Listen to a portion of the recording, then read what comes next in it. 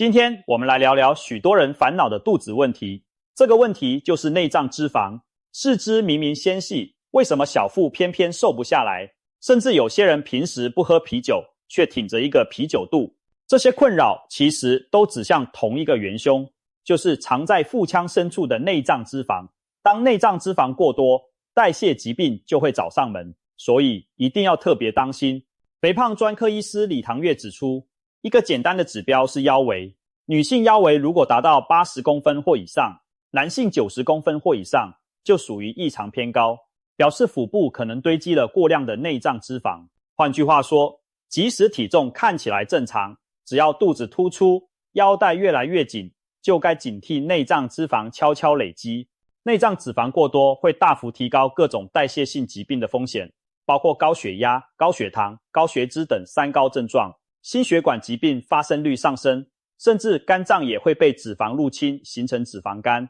那内脏脂肪究竟是什么？我们先揭开小腹脂肪的真相。一般来说，小腹上的脂肪有两种脂肪，分别是皮下脂肪和内脏脂肪。皮下脂肪就在皮肤底下，可以用手捏起来，通常让肚子感觉软软的。相对而言，内脏脂肪则深藏在腹腔中，围绕在器官周围，摸起来肚子硬邦邦鼓鼓的，但表面看不一定有很多赘肉。如果你想快速判断是哪种脂肪，只要轻轻按一下肚子就能分辨。如果肚皮按起来柔软松垮，那就是皮下脂肪；如果肚皮摸起来硬邦邦鼓鼓，捏不出厚厚脂肪，那多半就是内脏脂肪在作怪。皮下脂肪和内脏脂肪哪个更可怕呢？皮下脂肪主要影响外观，让腰线不明显，穿衣服显得紧绷，但相对对健康的直接威胁较小。然而，内脏脂肪是个无声的杀手，它堆积在肝脏、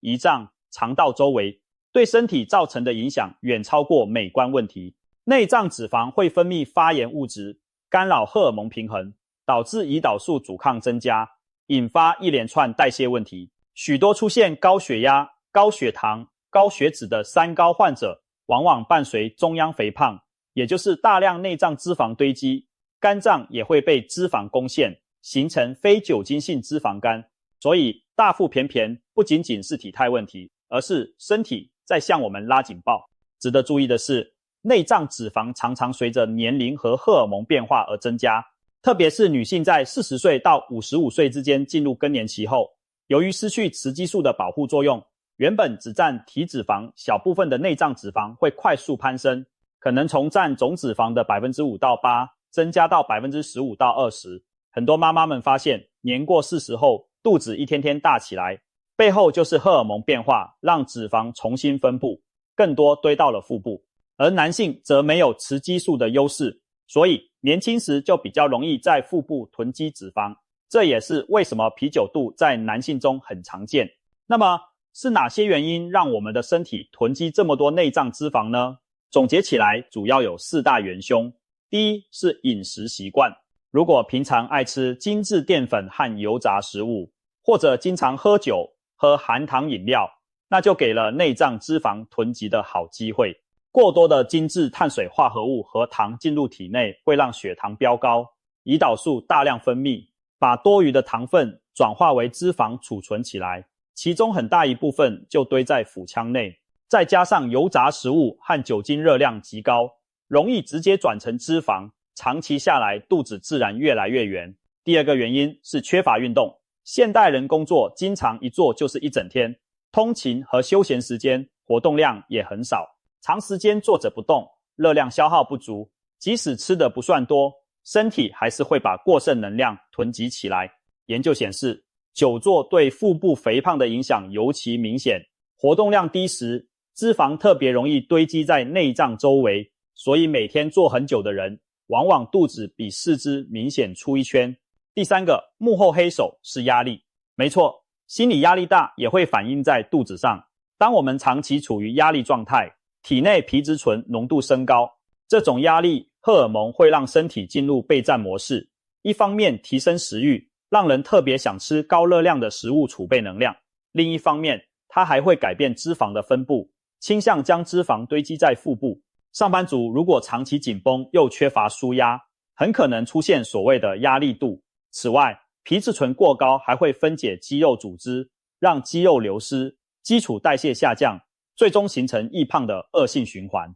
最后不得不提的是基因体质，有些人天生脂肪容易往腹部堆，比方说家族成员很多都是肚子突出的小胖子，那你遗传到相似体质的几率就比较高。相反地，有些人怎么吃都是四肢胖，肚子不胖，这也是遗传影响的体型差异。虽然基因无法选择，但透过后天努力，仍然可以部分改写命运。只要比别人多花心思在体重管理和健身运动上，还是能够赶走肚子的脂肪。了解了内脏脂肪的危险和成因之后，重点来了，我们该怎么做才能甩掉肚子上这团顽固的脂肪呢？好消息是，内脏脂肪最怕你认真对付它。李唐月医师提出了一个好记的534口诀，涵盖减重、运动、饮食3大策略，包括减重 5%、实践3项运动，以及落实4项健康饮食。掌握这3招，我们不用上健身房，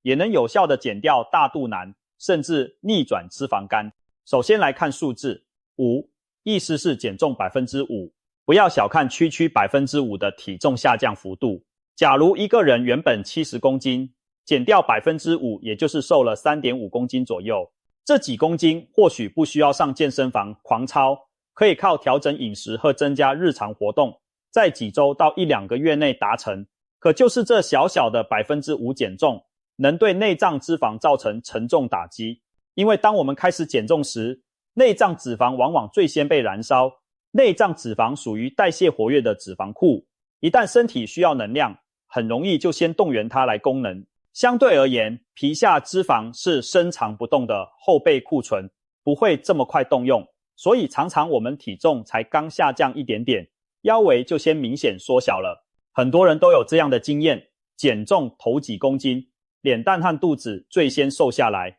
这就是内脏脂肪率先消耗的明显迹象。减重 5% 带来的好处不只是腰带变松而已，更重要的是它大大降低了多种健康风险。医学研究发现，当体重减轻约 50%， 肝脏内的脂肪就开始减少，脂肪肝的情况逐渐改善。如果能将减重幅度提高到接近 10%， 许多非酒精性脂肪肝患者的肝功能指数都会下降到正常范围，肝脏发炎和纤维化的风险也跟着降低。换句话说，只要减掉前面这 5%， 并继续努力朝着 10% 迈进，你不仅肚子会小一圈，连肝脏里的油脂都会大幅退去。很多人以为脂肪肝一旦形成就很难逆转，但其实肝脏是很听话的器官，只要你瘦下来一点点，它就会抓紧机会把多余的油给代谢掉。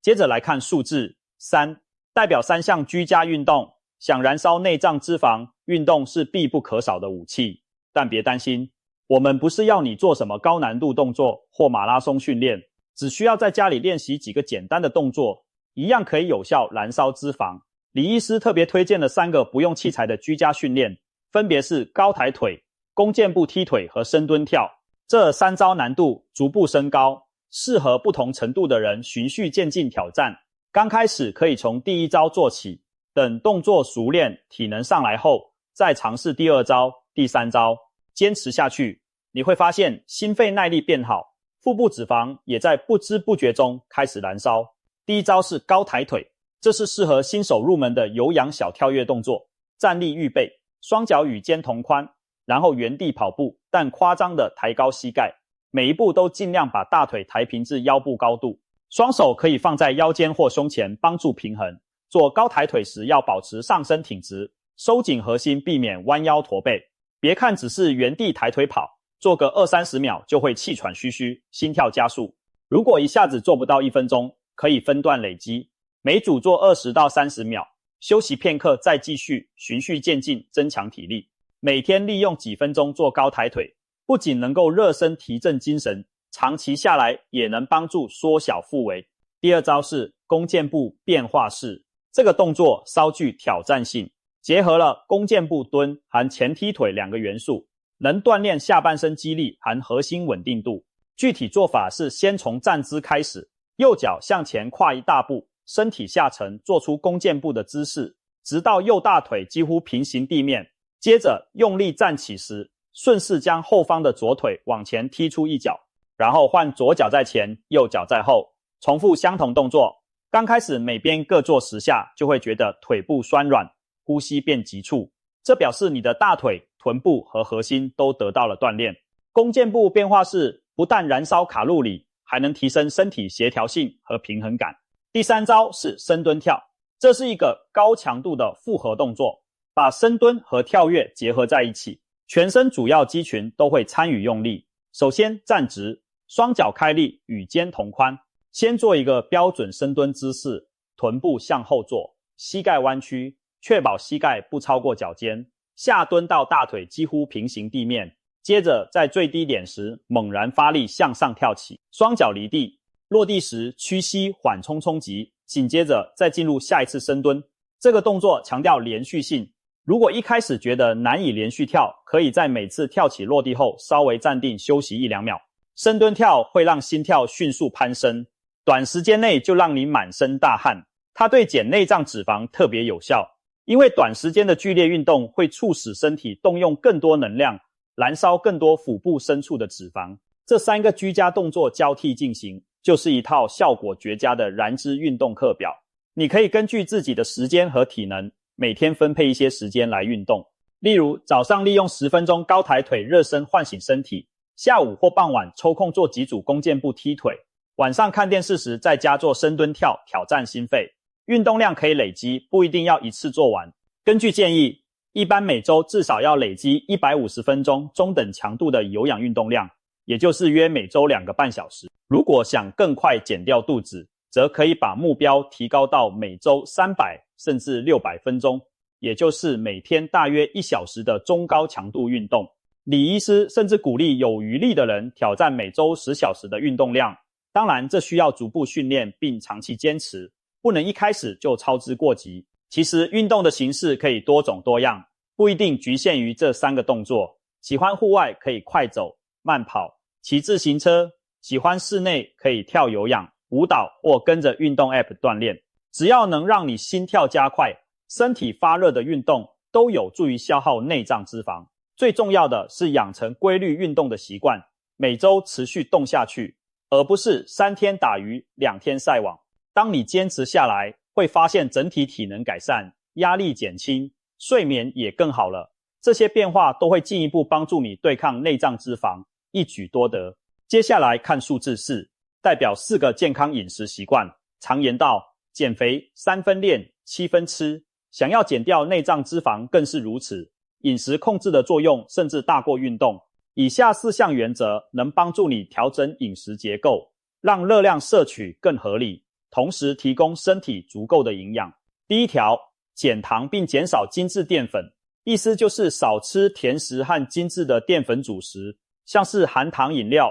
蛋糕、饼干、糖果、巧克力，要尽量戒掉。白米饭、白面条、白面包也应适量减少，用未精制的全谷杂粮来部分替代。因为精致淀粉和纯糖会让血糖迅速升高，引发胰岛素大量分泌，把糖分通通送进脂肪细胞。而改采低糖饮食的人，通常在短短几周就能感觉身体变轻盈，小腹变平坦。曾有研究显示，持续3个月控制精致糖类的摄取，可以显著降低体重和 BMI， 改善血糖和血脂，并减少内脏脂肪的堆积。所以少糖少淀粉绝对是减肚子的第一要务。第2条，选择低 GI 值的食物。GI 值是衡量食物使血糖上升速度的指标，选择 GI 值低的食物，血糖上升趋缓，胰岛素分泌平稳，身体比较不会进入囤积脂肪的模式。哪些是低 GI 食物呢？一般来说，全谷类、蔬菜豆类、坚果以及大部分水果的 GI 值都偏低。例如，同样是淀粉，地瓜的 GI 值就比白米饭低很多。水果中，苹果和奇异果的 GI 值比西瓜来得低。日常饮食中，尽量用这些低 GI 食材替代高 GI 食物，就能帮助控制血糖峰值。不仅对减重族群有利，对糖尿病或前期血糖偏高的人更是至关重要。血糖稳定了，脂肪才不容易乱囤积。第3条，多摄取膳食纤维，尤其是水溶性纤维。纤维素对减脂的帮助很大，它可以说是天然的瓜油营养素，富含纤维的饮食通常体积大，热量低，容易有饱足感。我们应该每餐都吃大量蔬菜，并适量摄取豆类、菇类、海藻和水果，确保纤维摄取充足。水溶性纤维进入肠道后会形成凝胶，延缓食物中糖分和脂肪的吸收速度，让餐后血糖不上冲。研究指出，每天多摄取10克水溶性纤维，内脏脂肪的增加速度可减缓约 3.7%。别看这个数字好像不大，但长年累月下来差异惊人。此外，多吃富含纤维的食物还能促进肠道蠕动，预防便秘。当你排便顺畅了，小腹看起来也会平坦不少。第4条，摄取足够的优质蛋白质。蛋白质是维持肌肉和新陈代谢的关键。减肥时如果蛋白质吃太少，人容易觉得饿，还会造成肌肉流失，不利于长远瘦身。因此，每餐都应该有一份富含蛋白质的食物，例如鸡蛋、鱼肉、鸡胸肉、瘦牛肉、豆腐、黄豆制品等等。蛋白质有助于增加饱足感，控制食欲，而且能提供氨基酸给身体修复组织和维持肌肉量。有了充足的肌肉，基础代谢率才不会因为减肥而明显下降。很多健身达人减脂期间反而会增加蛋白质的摄入，就是为了对抗肌肉分解，保住身体的燃脂引擎。所以千万不要害怕吃蛋白质，选择低脂肪、高蛋白的食材来补充营养，减肥才能减得健康。综合以上4大饮食原则，可以简单总结为少油、少糖、多纤、多蛋白，并不是要你饿肚子才能减肥，而是要吃得聪明，吃得健康。当你养成了控制精致淀粉和糖的习惯，多以蔬果和优质蛋白为主食材，你会发现体重和腰围在不知不觉间往下掉，同时精神变好了，皮肤变亮了，整个人状态都提升了。这就是健康饮食为身体带来的正面循环。说了这么多，让我们再把5、3、4这个口诀串起来，复习一次。降低体重约 5%， 搭配3种简单运动，持之以恒，再遵守4项饮食原则。这3件事就是内脏脂肪最怕你做的事，也是你成功甩掉肚子的秘密武器。534口诀是不是朗朗上口又容易记呢？以后当你面对美食诱惑或偷懒念头时，想想这个534，就提醒自己目标在前，不容松懈。最棒的是，做到这一切并不需要特殊药物或昂贵的健身课程。我们强调的都是生活习惯的改变，不上健身房也能瘦肚子，关键就在于日常的累积。随手关掉电梯，多爬楼梯，上班提早一站下车走一走，饭后不马上坐着，而是站起来活动几分钟，少喝一杯手摇含糖饮料，多吃一份绿色蔬菜。这些点点滴滴的小改变加在一起，就会带来惊人的改造力量。刚开始可能看不到剧烈的变化，但请相信内脏脂肪正在慢慢的一点一滴的被瓦解。只要持续几星期，你就会发现腰围明显缩小，持续几个月，体检报告上的数字也会跟着漂亮起来。血糖下来了，血压稳定了，肝功能正常了，那些原本让医生担心的指标全都开始逆转向好。试着闭上眼睛，想象一下不远的未来，你轻松扣上以前紧绷的皮带，镜子前的自己腰身明显苗条了不少，走路腰杆挺直，整个人气质焕然一新。而你也清楚知道，此刻体内的肝脏、胰脏都不再被厚厚的脂肪包围压迫，它们正舒畅地运作着。内脏脂肪不再是你健康的绊脚石，你完全战胜了这个沉默的敌人。这一切都来自于过去几个月你对自己生活习惯的改变与坚持。减掉内脏脂肪的过程也许不轻松，但绝对值得。每当你想放弃时，记住内脏脂肪最怕的就是你持之以恒的决心。透过534法则，你已经掌握了对抗它的武器，只要一步步按照计划走下去，内脏脂肪终将溃败，而你将迎来更健康、更有活力的自己。最后，让我们一起对这些顽固的内脏脂肪说再见，迎接瘦下来的腰围和逆转的脂肪肝，迎接属于我们的健康新生。